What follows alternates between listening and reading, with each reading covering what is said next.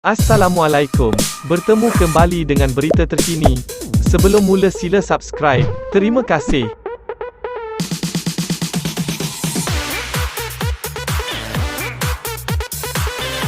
Petaling Jaya, Najib Razak menggesa bekas Peguam Negara Tami Thomas untuk menjelaskan mengapa beliau meminta seorang wanita yang didakwa membunuh pembantu rumah warga Indonesia dilepas tanpa dibebaskan DNAA 4 tahun lalu. Ini selepas Mahkamah Persekutuan pada Khamis lalu mengekalkan pembebasan warga emas S. Ambika yang didakwa membunuh Adelina Lisao, 28, di rumahnya di Medan Kota Permai 2, Bukit Mertajam, pada 10 Februari 2018.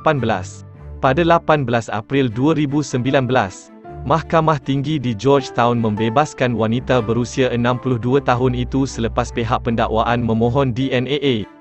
Najib berkata Mahkamah Persekutuan dalam keputusannya berkata, pendakwaan tidak memberi alasan di Mahkamah Tinggi apabila ia memohon DNAA.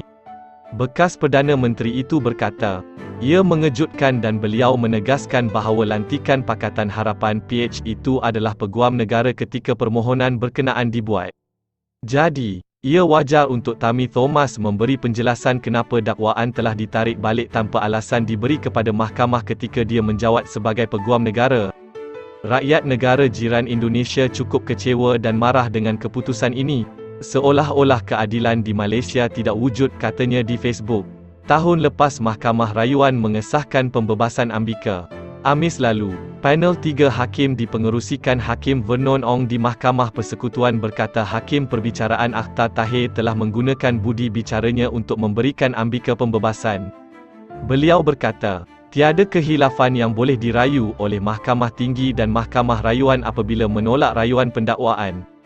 Duta Besar Indonesia ke Malaysia, Hermono berkata kerajaannya kecewa tetapi menerima keputusan itu, sambil menambah bahawa mereka akan melihat kemungkinan lain seperti memfailkan saman sivil.